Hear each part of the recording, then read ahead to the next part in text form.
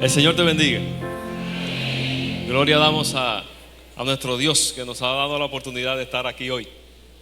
Tantos lugares para estar, pero el Espíritu nos ha movido a reunirnos para adorar al que vive por los siglos, para estar junto al hermano, para juntos poder comenzar una semana llenos de Dios, buscando del Señor y honrando su nombre.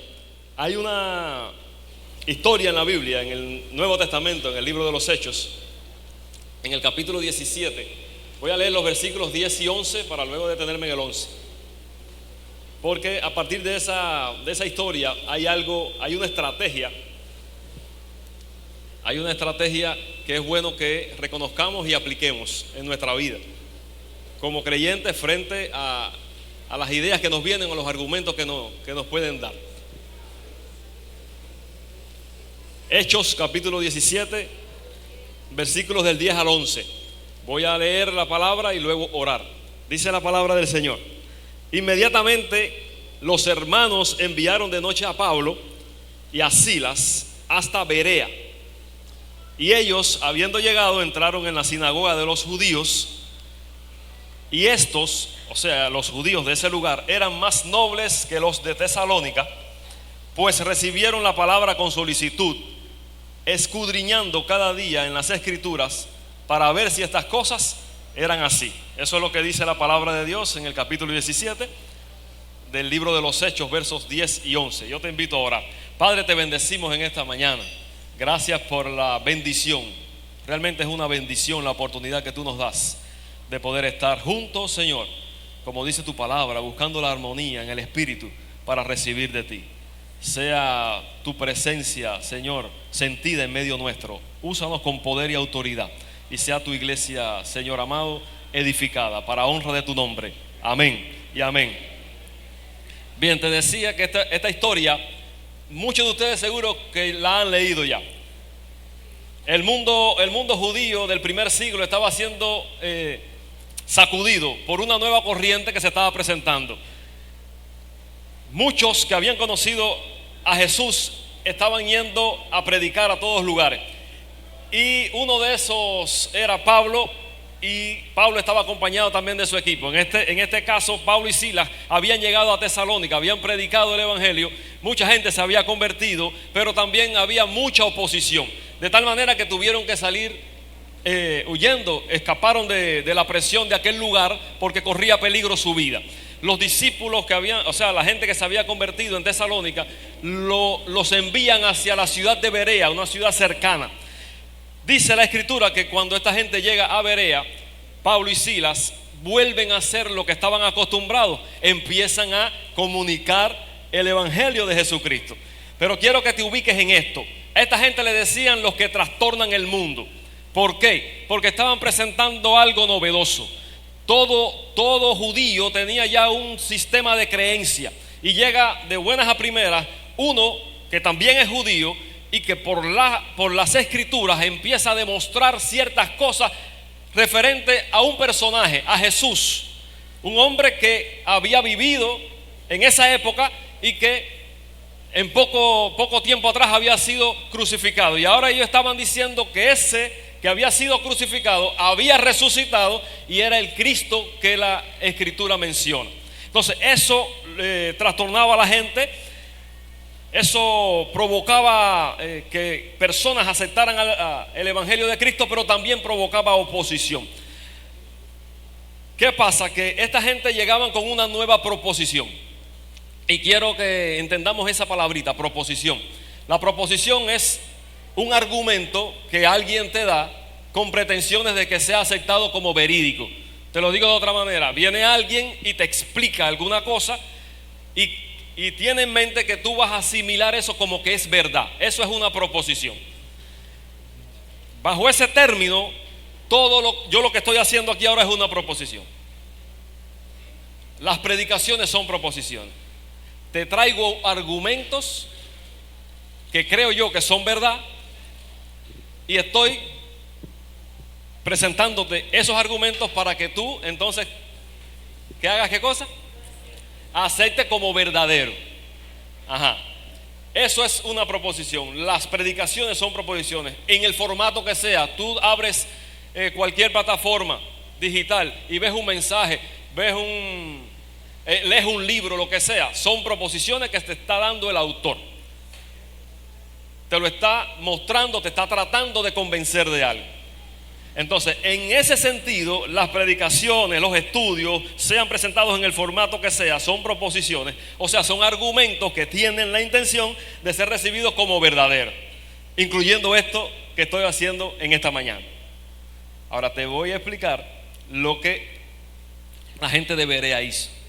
Es interesante, porque ante cualquier proposición se hace necesaria una actitud como la de estos varones judíos de aquella ciudad, porque ellos estaban comprometidos con la verdad, y el compromiso con la verdad te debe llevar a escuchar la verdad, pero, o sea, a escuchar proposiciones, pero a estudiar lo que te están diciendo para descubrir si es cierto o es falso, porque cualquier proposición que te hagan, cualquier proposición que tengas delante, también puede ser rechazada o aceptada.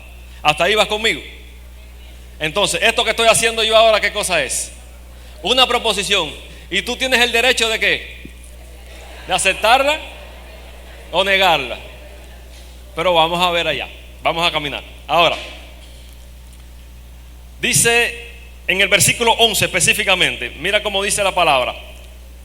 Y estos eran más nobles que los que estaban en Tesalónica, pues recibieron la palabra con solicitud, escudriñando cada día en las escrituras para ver si estas cosas eran así. ¿Vas conmigo hasta ahí? Vamos a descubrir esta estrategia de estos tres pasos de esta gente. Lo primero, dice, recibieron la palabra con solicitud. Ellos escucharon con solicitud, con interés. Eso es parte del proceso. Yo no puedo recibir o rechazar algo si no lo atiendo. Lo que sea, tengo que prestar atención con solicitud. La idea de recibieron es tomar, aceptar, no rechazar. O sea, cualquiera que sea la persona que me esté diciendo algo, no lo rechazo de primera instancia. Lo que me está diciendo no necesariamente tiene que ser equivocado, porque a veces, te lo digo de esta manera, porque a veces uno rechaza el mensaje por el mensajero, porque uno tiene estereotipos, y cuando tiene estereotipos inevitablemente hace acepción de personas. Entonces, este me está diciendo algo, pero como me cae mejor que aquel, este es el que yo voy a escuchar. Cuidado con eso. Tenemos que tener esta actitud. Voy a escuchar con interés, voy a recibir la palabra con solicitud. Lo que me está diciendo voy a atenderlo. No te rechazo a priori, no cierro la oportunidad de escuchar tu proposición, a menos, mi hermano, que ya tú estés convencido de ciertas verdades y la gente venga con una cosa extraña. Ahí sí tienes todo el derecho de apagar el audio. ¿Entiendes? Por ejemplo, nosotros como creyentes en Cristo sabemos por la Escritura y por los estudios de la palabra del Señor, y porque la Biblia es firme con esto que te voy a decir, que Cristo es Dios. ¿Sí o no? Si alguien se para aquí, o alguien te habla en la calle, o tú abres algo en las redes, y algún documental o lo que sea, un tratado que te llegue, lo que sea, un libro que estés leyendo, y te menciona a Cristo y te dice que no es Dios, yo te digo, no rechaces no recibas esa palabra, porque ya hemos sido convencidos por el Espíritu de Dios que Cristo es verdad. O sea, es una proposición ya aceptada. ¿Qué te estoy queriendo decir con esto? Cuando ya hay algo claro en nuestro entendimiento y en nuestra fe, no tengo que estar brincando de aquí para allá. Eso es otro peligro. Cosas que ya tú estás estableciendo en tu creencia y sabes que es cierta, sabes que son verdaderas. Viene un palabrero y trata de confundirte. Tú ves ciertas cosas que parecen que son buenas y brincas hacia allá. Cuidado, eso es peligroso. Peligrosísimo. Si estás en un lugar, yo le digo a la gente, si estás en un lugar que es una iglesia evangélica y te enseñan la palabra de Dios, quédate ahí, aunque haya cosas que todavía tú no entiendes. ¿No es verdad, mi hermana? Amén. No andes brincando porque es peligroso.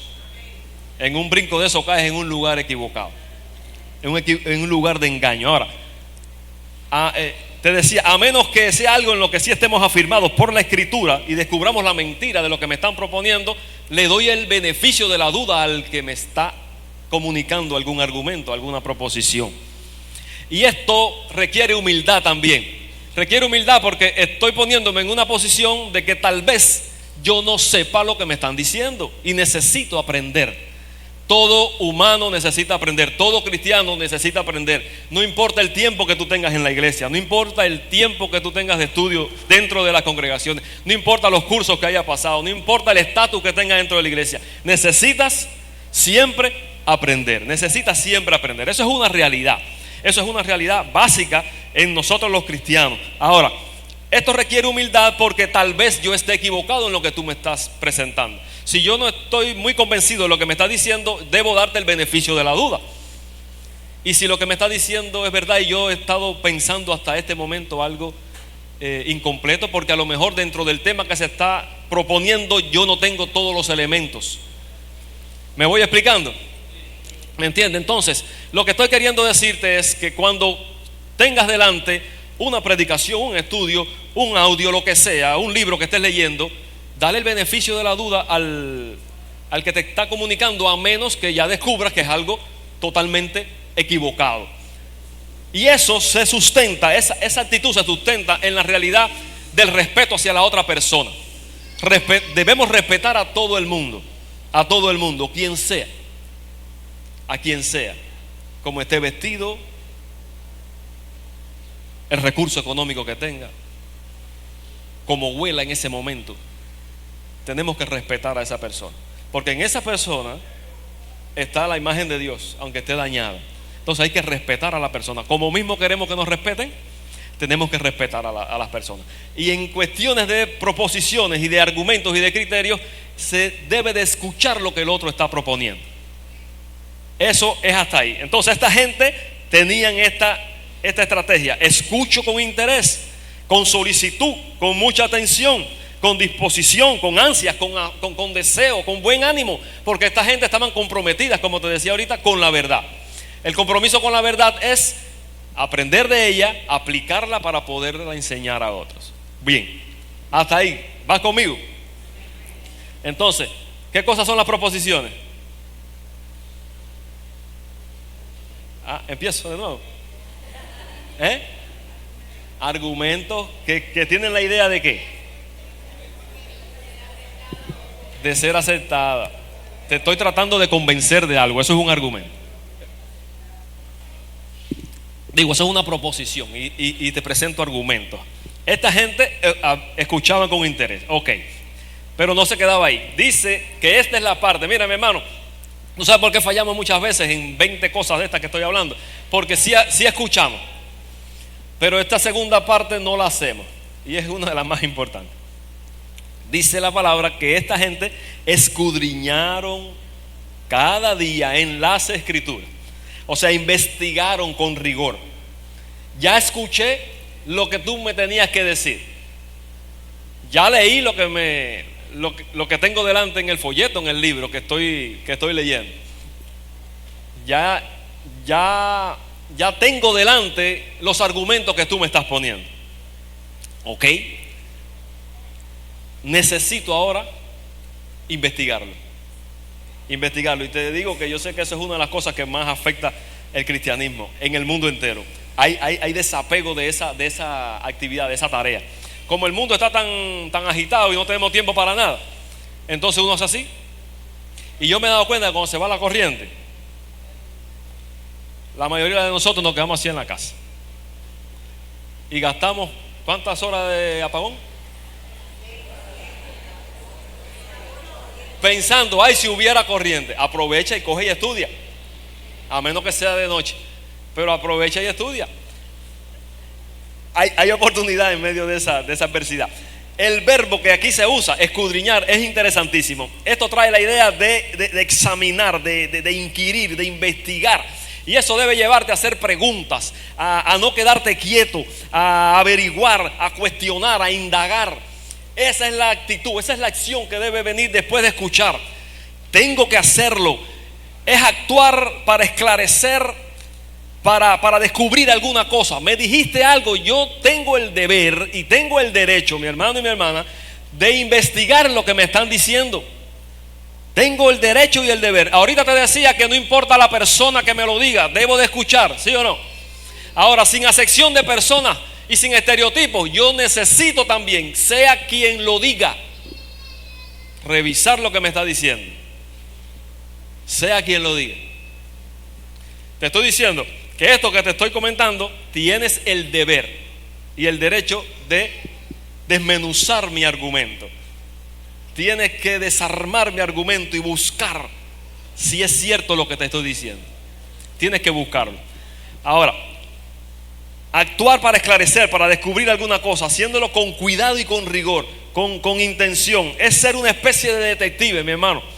Tienes que tener eso en la mente. De hecho, este verbo escudriñar se usaba en su época para determinar procesos legales, como pedir cuentas, como hacer alguna cuando cogían a alguien y le hacían preguntas la policía. Eso tiene su nombre, se me olvidó. Dime. Interrogatorio, ajá. Hacer interrogatorios, tomar declaraciones, disputar en un juicio. Todo ese término se usaba para este tipo de cosas. Fíjate si es tan profundo el escudriñar, porque a veces leemos la palabra y sí encontramos ese pasaje: escudriñen las escrituras porque a vosotros les parece que tiene vida eterna, todas esas cosas que Jesús dijo, y pensamos que escudriñar es un día leer y oír. Escudriñar es abrir la escritura, buscar el detallito. ¿Quién es este personaje? ¿Qué lugar es este? ¿Qué pasó en esa época? Buscar y buscar y buscar antes de tragarme la proposición que me están haciendo. Investigar. Te diste cuenta que es un poquito trabajoso, pero es necesario. Y cuando uno empieza a hacerlo, uno se pone ágil en esa actividad. Uno adquiere habilidades y es fácil hacerlo más seguido.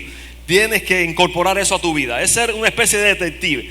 Ahora, para que tengan una mayor imagen de esto que te estoy diciendo, el equivalente de escudriñar en el Antiguo Testamento, del término que se usa aquí en Hechos, el equivalente cuando es en el Antiguo Testamento es el mismo verbo que se usa, y te voy a leer el Salmo 139, 23. Puedes buscarlo si quieres. Y es una oración, es una petición que el salmista le está haciendo al Señor. Y empieza ese verso diciendo: examíname, oh Dios, y conoce mi corazón. Y sigue hablando: pruébame, pero examíname. Ese examíname, oh Dios, es el escudriña la escritura. Ahora, ¿de qué manera tú crees que Dios me examina y te examina a ti? Por arribita. Ay, sí, yo después voy a ver a Dios. Yo sé que él anda en eso, pero después yo lo voy a ver. ¿Cómo tú crees que Dios me examina? Bien profundo, al punto que dice la escritura que yo no he hablado y él sabe lo que tengo en mente. Incluso cuando hablo, él sabe la intención con lo que lo estoy diciendo. Él conoce el corazón del ser humano. Entonces, a esa intensidad, a esa profundidad es que debemos de anhelar descubrir las verdades en la escritura. Tú me haces una proposición, tú me vienes con una idea, porque es bueno meditar en la palabra de Dios, pero a veces vienen ideas que no son bíblicas y tú a lo mejor la ves cómoda y se la dices a alguien. Estás dando tu proposición. Ahora, no te sientas incómodo, no te sientas incómoda si la otra persona va a coger tu criterio y lo va a analizar. Y esa persona en cuestión tiene también el derecho de presentarte sus argumentos. ¿Vas conmigo, sí o no? Eso es un careo muy bonito. A veces no nos gusta porque queremos tener la razón. Pero en las cosas de Dios, el que tiene razón, ¿quién es? El Señor. Y su verdad está en la palabra. Y hay que mirarla atentamente con esta actitud. Entonces, examíname, oh Dios, conoce mi corazón. Cuando hablamos de escudriñar, estamos hablando de un conocer a detalle. Dice la Biblia: esta gente en Berea fueron más nobles que los de Tesalónica, porque escucharon, recibieron la palabra con disposición, pero investigaron, escudriñaron, no en cualquier libro, ni en cualquier folleto, ni en cualquier canal de Telegram, ni en Facebook. ¿Dónde lo investigaron? En las escrituras. Tú me estás proponiendo algo de la Biblia, yo tengo que investigarlo. ¿Dónde? En la Biblia. En la Biblia. Yo he ido a discusiones, he sido testigo, he sido participante en discusiones de gente que sacan otros libros y otros argumentos fuera de la Biblia. No me vale. No me vengas con eso. Vamos a la Escritura.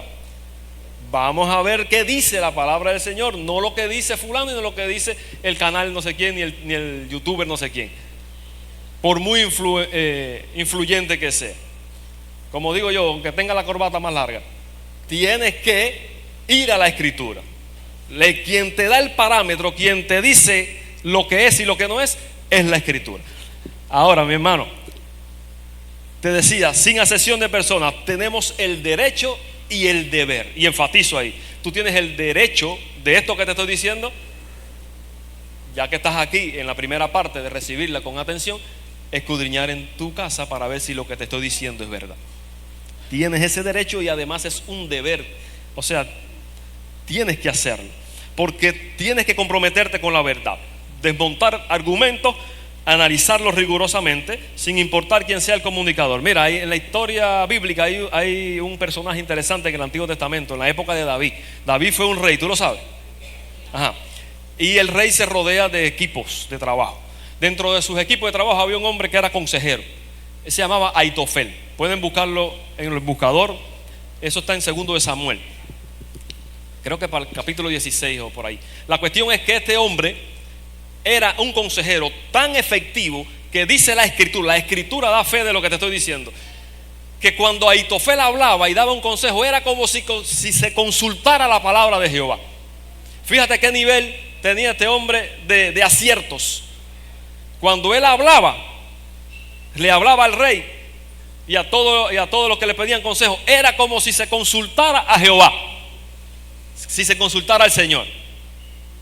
Vale. Sería bueno tener gente así, ¿sí o no? Cerca de uno. Dame un consejo, Biblia nada más. Ahora, la historia de Aitofel es triste al final, porque por problemas con el propio David, él al final de sus días empezó a dar consejos llenos de odio. Entonces cualquiera dice, es Aitofel. Lo que él ha venido toda una vida diciendo consejos certeros, consejos sanos. Entonces, si tú creas estereotipos y haces acepción de personas, cuando se te pare Aitofel, tú vas a decir, lo que él me diga yo lo voy a hacer. ¿Te das cuenta del peligro? Entonces, quien sea, puede ser Aitofel o puede ser el otro que vino y le enredó el juego a ese personaje. Lean esa historia que está bonita. Es de intriga. Están mejores que las novelas turcas. Ajá. Lean la Biblia para que ustedes vean que es mejor. Entonces, este personaje termina mal. Termina mal. ¿Qué te quiero decir con esto? Dale el beneficio de la duda a quien te traiga una proposición en la que tú tengas, en la que no estés tan seguro y tan segura, pero investiga, porque quien sea que te lo diga, esa persona no es infalible. Esa persona puede equivocarse. Cualquiera puede equivocarse. Incluso elaborando un estudio puede uno, yo puedo pifiar y meter algo que creo que está bien y esté mal. Y si usted investiga y lo descubre, no hable mal de mí, venga y me lo dice. Y tú entonces tienes la oportunidad de ¿qué? De presentar tu argumento. Y tal vez me sacas del error, o tal vez te convences tú, o tal vez nos damos cuenta que los dos estamos perdidos. Y hay que buscar otra. Sí, porque todo eso está en juego. Lo que estamos hablando es de estar comprometidos con la verdad, descubrir la verdad. A eso es lo que me estoy refiriendo. Después que tengo eso, necesito determinar si de verdad eso que estoy analizando es cierto o es falso. Dice la palabra de Dios que esta gente investigaba para ver si estas cosas eran así. El propósito de los judíos de Berea no era discutir con Pablo, no era demostrar que ellos sabían más que Pablo. Los de Tesalónica recibieron algunos la palabra y otros lo votaron, porque dijeron eso no es así. Pero esta gente todos dijeron, vamos a ver en la palabra, porque él está hablando de la palabra, si lo que nos está presentando es como él dice. O sea, esta gente estaban buscando la verdad. Ahora, hay una pregunta que se impone: ¿cómo yo sé si una proposición bíblica es verdadera? porque si no, nada de lo que te estoy hablando sirve. Principios bíblicos, hay que entender principios bíblicos, pero te voy a hablar de otra cosita que tiene que ayudarte a enrumbar todas estas cosas. Mira, por lo menos cuando tú buscas y el tema de la verdad y estudias, hay varios elementos que te presentan que debe de tener alguna proposición para que sea cierta. Pero aplicándolo a la Biblia te traigo 3, por lo menos, que debe de tener. Para que una proposición bíblica sea verdadera, o sea, aceptada por ti, no tengas dudas de que es verídica, tiene que por lo menos tener correlación, coherencia y propósito. Cuando te hablo de correlación, estamos hablando de que en la proposición que yo te hago, el argumento que te estoy dando, tiene que estar en la Biblia. No me digas de algo que tú pensaste y no está en la Escritura. Si vienes con una idea de esa, por muy linda y argumentada que esté, si no está documentada en la Sagrada Escritura, si no tiene referencia bíblica, no la recibo. ¿Me oyeron esa parte? Al menos hay uno que va. Ajá, gloria a Dios. Dime lo que tú quieras, leo lo que sea, escucho lo que sea en las redes, en esas cadenitas que mandan, lo que sea. Ah, bien, lo leí. ¿Está en la Biblia? ¿No está en la Biblia? No. Claro, ya, y no tengo que enredarme la cabeza, porque ahí buscando la quinta pata al gato es donde empiezan los problemas. Si no está, no está. Por ejemplo, eso yo lo he comentado otras veces. Por ejemplo, una muchachita de la iglesia que no tiene novio. Ay, estoy orando para ver si fulanito, que no es cristiano, que es ateo, que no sé qué, a ver si es el que Dios tiene para mí. ¿Qué dice la palabra de Dios? Ya yo no tengo que inventar, no ores por eso, que el que te responde no va a ser Jehová, porque ya Él te lo dijo en la palabra. Te puse un ejemplo X, como eso. Hay cosas que ya tú sabes que lo que Dios quiere, no te metas ahí. Ahora, correlación, está en la Escritura, puedo encontrarlo en la Biblia, hay referencia bíblica, tengo apoyo bíblico, es lo que estoy hablando. Ahora, pero tiene que haber también coherencia. Eso que tú me estás diciendo y que tú me lo estás enseñando en la Biblia, porque yo lo estoy leyendo, ¿está de acuerdo con todo el mensaje de la Biblia? ¿No contradice la Biblia? Y esto parece que enreda la cosa, pero así trabajan las sectas falsas. Testigo de Jehová, adventismo y una serie de cosas más. Esta corriente ahora de prosperidad, una serie de cosas, te mencionan cosas de la Biblia. Y tú la lees y dices, está en la Biblia, ya la recibo. No, todavía le falta la prueba de la coherencia. Eso que me está diciendo aquí está en todo con todo lo que aparece, está en su contexto, no me lo estás sacando de contexto para justificar una proposición equivocada. Yo necesito ser una persona juiciosa a la hora de asimilar estas cosas. Eso que me dices y que está en la Biblia se relaciona con todo el mensaje, no desentona, encaja en lo que me está diciendo la Biblia. Entonces, hasta aquí necesito 2 cosas para que una proposición yo la reciba como verdadera: que esté en la Biblia, ¿y cuál es la otra?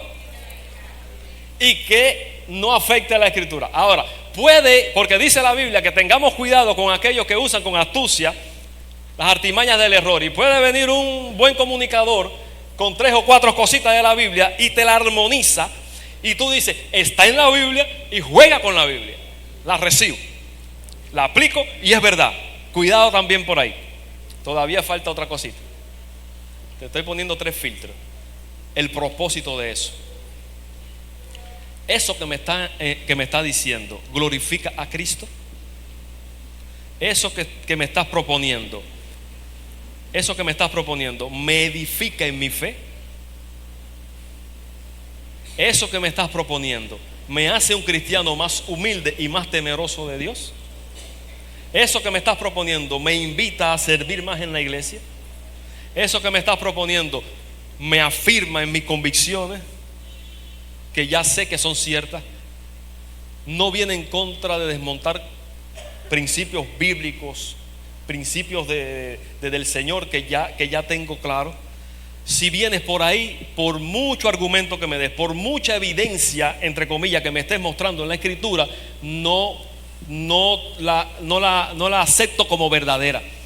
Tengo el derecho de decir, para mí, por la palabra, por lo que he aprendido, por lo que he estudiado, por lo que me han enseñado, es falso y no lo anido en el corazón. Entonces, ¿de qué manera yo sé que un argumento bíblico es verdadero? Tiene que tener con relación, o sea, tiene que estar en la Biblia, tiene que tener coherencia con todo el mensaje bíblico, porque no me digas un versículo que está en Jeremías y por allá Jesús me dice otra cosa en Mateo. No, porque Dios no es loco y el mensaje es el mismo. Y ya, me mostraste todas esas cosas, está en la Biblia, veo que hay cierta armonía, cierta correlación, cierta coherencia. Bien, ¿qué me falta? Eso que me estás enseñando, ¿cómo me afecta en mi vida espiritual y mi vida de comunión con la iglesia? ¿Cómo me afecta? ¿Para bien o para mal? ¿Me saca de la bendición de lo que estoy viviendo o me está invitando a otra cosa que todavía yo ni sé si funciona o no?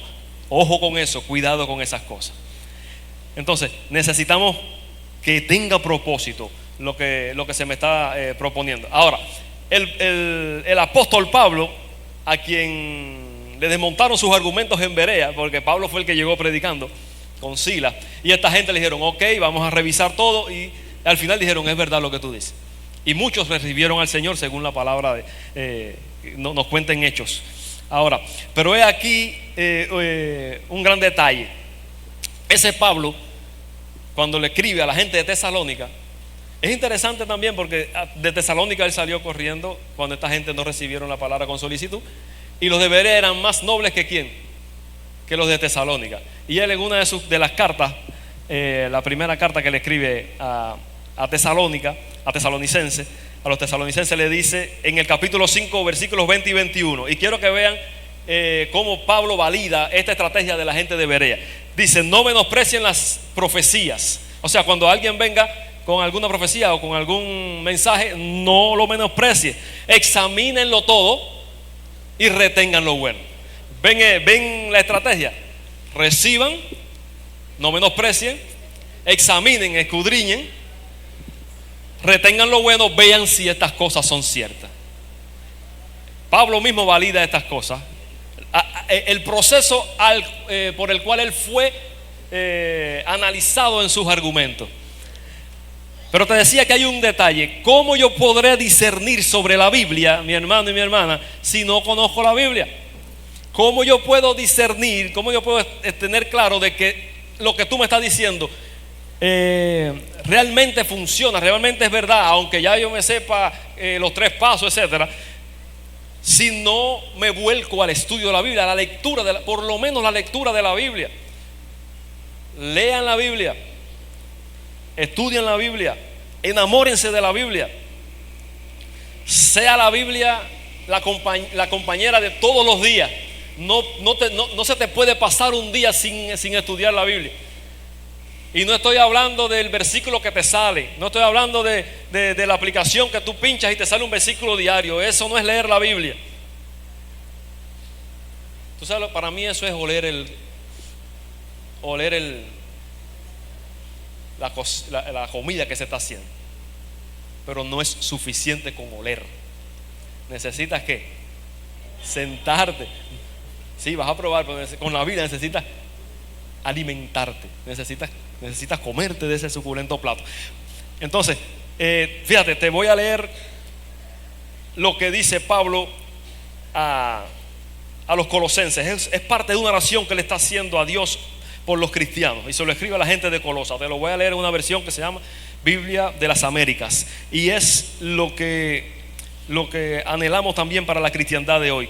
Dice Pablo que su oración era, dentro de otras cosas, que los cristianos seamos llenos del conocimiento de la voluntad de Dios en toda sabiduría y comprensión espiritual, para que andemos como es digno del Señor, agradándole en todo, dando fruto en toda buena obra y creciendo en el conocimiento de Dios. Debemos de ser entendidos en la buena voluntad de Dios y tener un compromiso con la verdad. Que el Señor nos ayude y el Señor nos bendiga en esta tarea.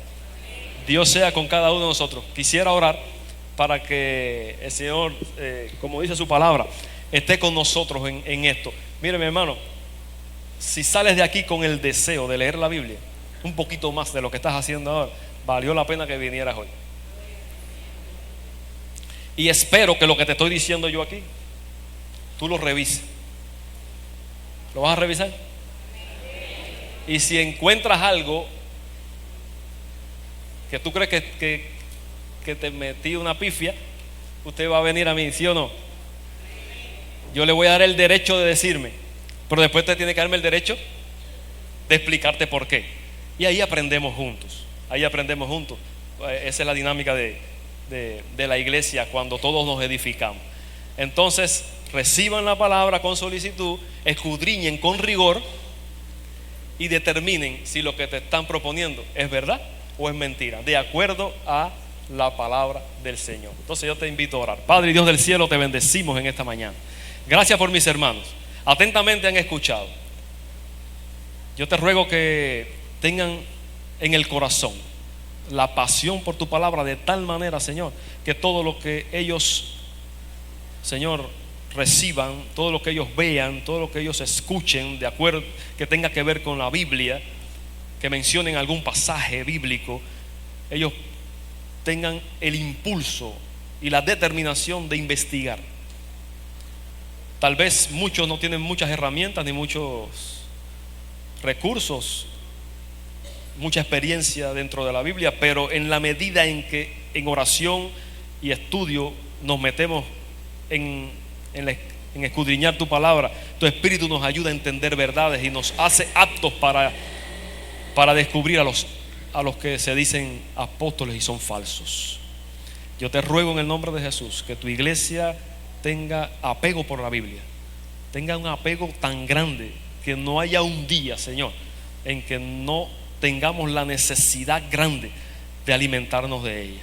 Ayúdanos en el nombre de Jesús y bendícenos desde ahora y por siempre. Amén. Y Dios te bendiga.